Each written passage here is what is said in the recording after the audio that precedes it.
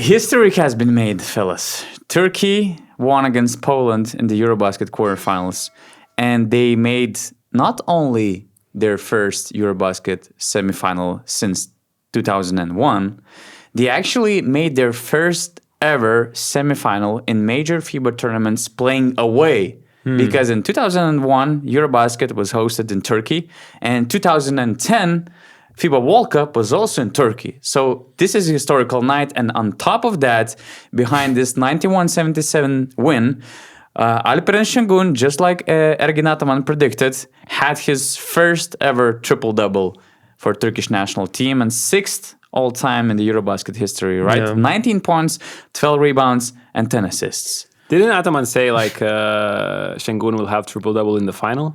I think he said that Or just until the final. Until the final. Yeah. Okay.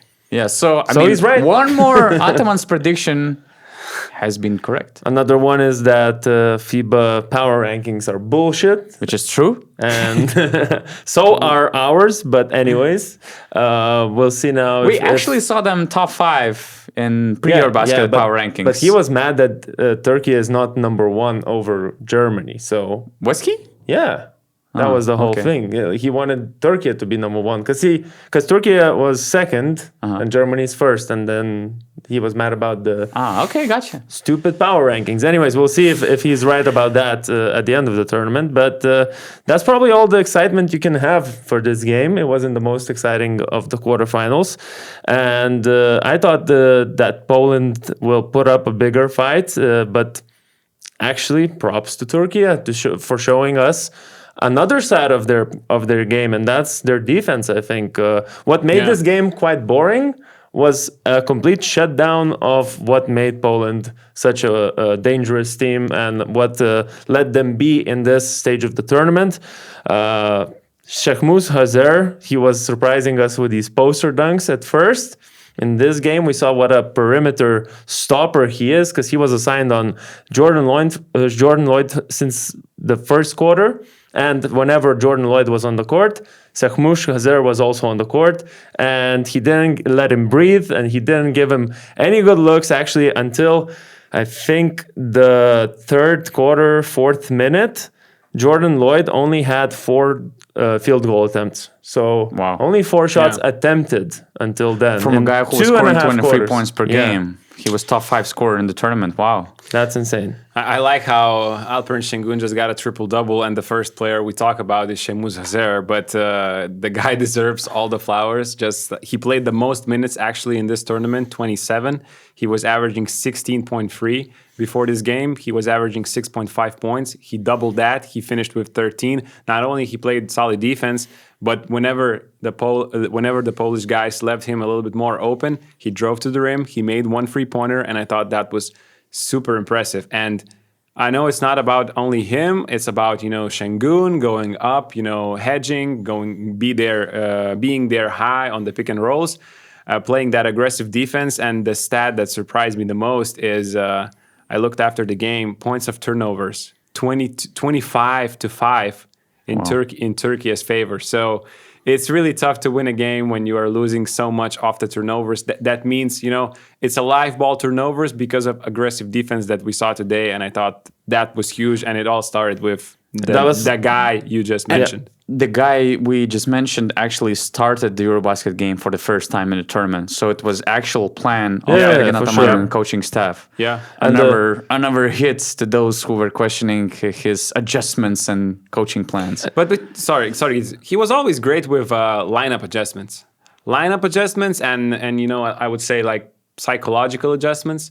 He would, even, with Panathinaikos, Anadolu Efes, he was never afraid of making lineup adjustments. Maybe, tactical adjustments. He would always use the one strategy he thinks is the best throughout the entire game.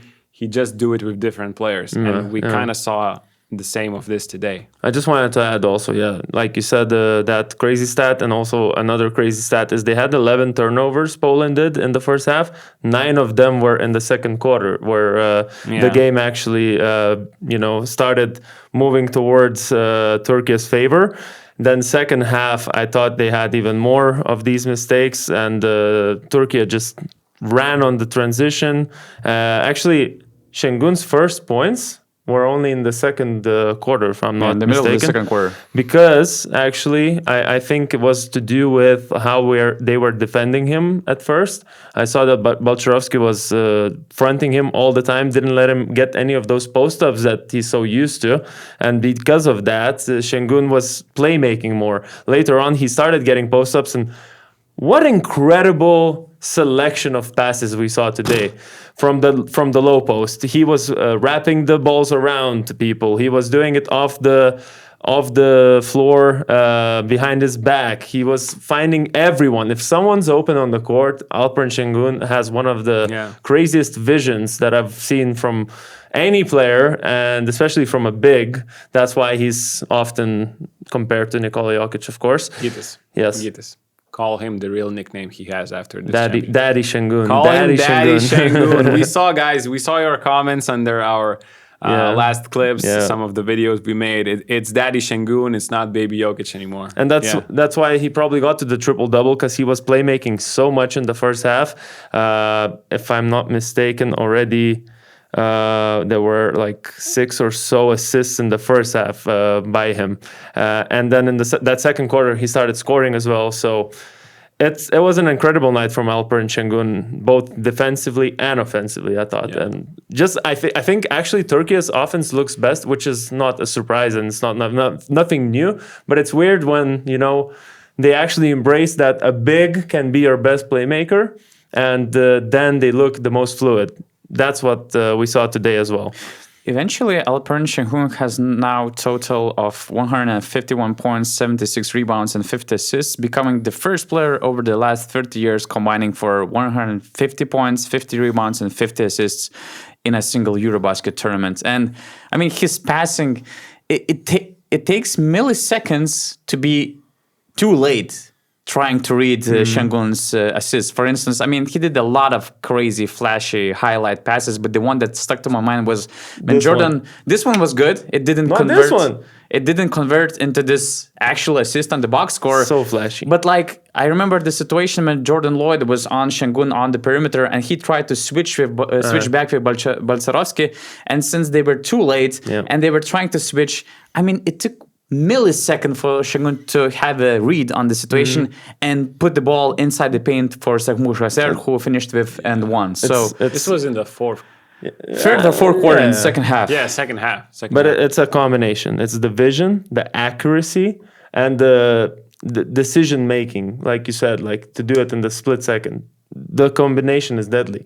That outlet pass that he did as well. One of the, you get a rebound and right away you see a guy running. Of course, everyone can see the pass, but can you make it so accurate to pass into the area and the right area? And that's what he did successfully. I also think that it kind of mirrors team chemistry as well, because you have to have a feel where the ball might go actually. And with Sengun, it feels like they only look at each other. And how many times we saw those passes from the left low post to somebody who was cutting baseline and just finishing a layup. So it's amazing how quickly they managed to click together during the summer. I mean, Turkiye.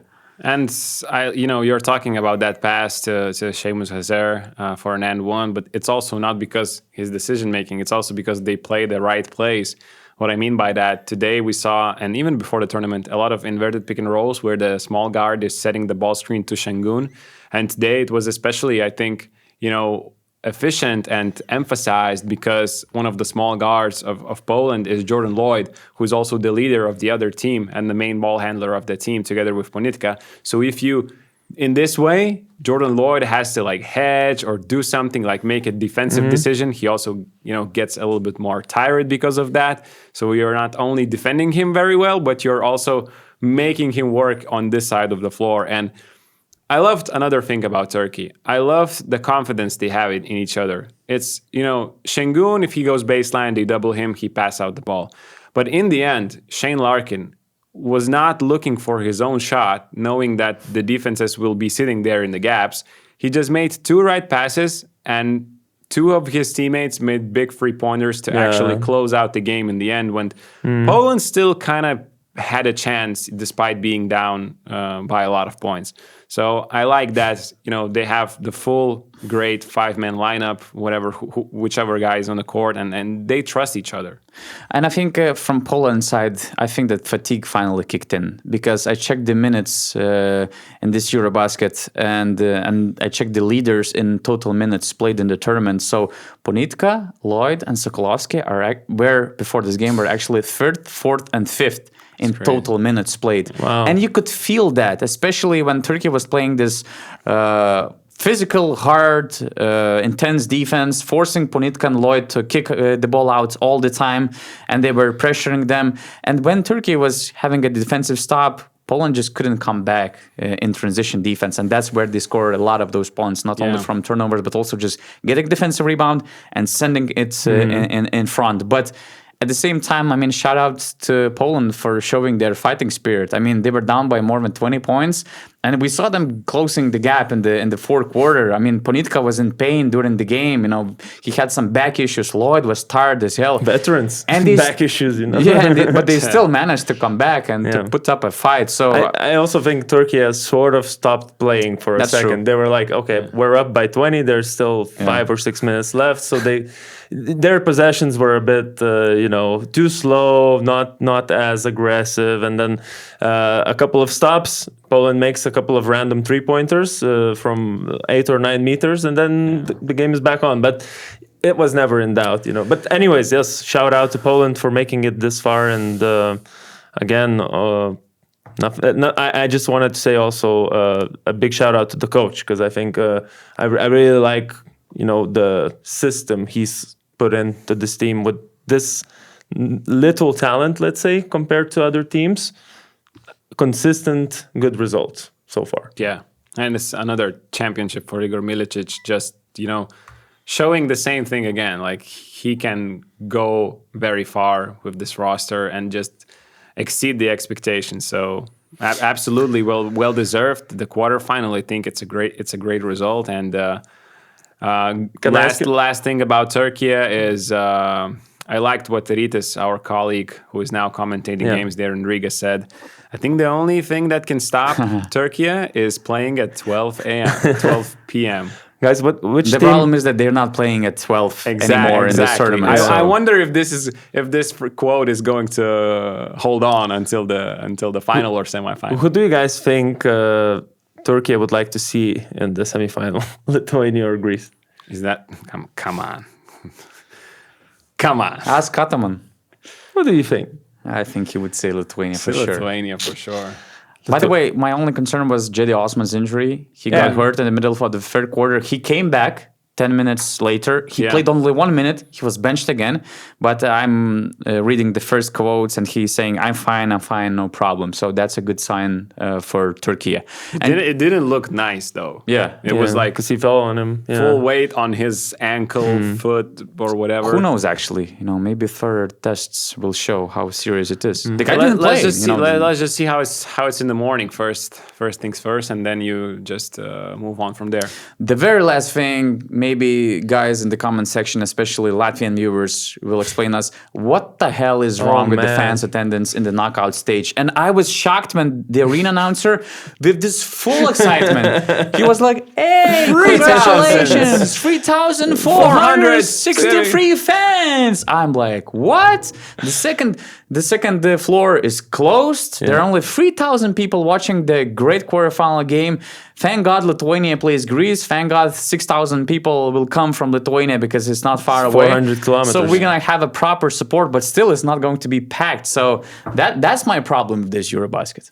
Yeah, I absolutely agree. I'm like, I don't understand. It's Sengun. It's two great teams, and it's a quarterfinal. The tickets are quite expensive, though. I looked at the tickets; they're like 116, 130. It's not expensive. It's quarterfinals of Eurobasket. But that's why people aren't going. I mean, if one ticket is 115, it's a lot. It's a lot, right? It is okay, lot. For Latvians, it doesn't make sense to go to the games if for it Latvians, costs too much. Definitely not. If I'm Lithuanian, I don't care. 100 is. And we said it's not bad. Does it make sense if you're, let's say, a fan of the Turkish team, the Greek team, wherever from the south of Europe, to fly all the way there, You don't know how long your team is going to be there. Are you planning your trip to be only for that one game? Are you trying to plan it for a longer?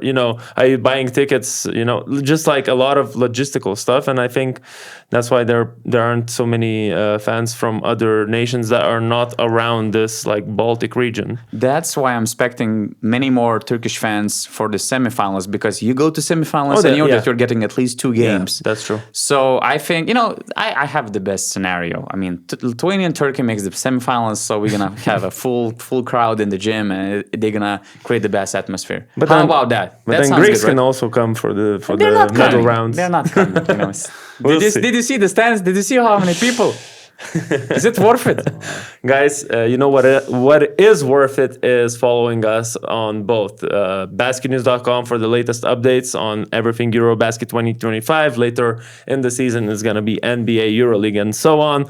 Also, the same goes with our socials at Basket News, both on Twitter, Instagram, and also this YouTube channel. If you want to keep up with all these reactions to every single game that's left, because there are only know how many games left? 7. Makes me sad. The tournament is almost over.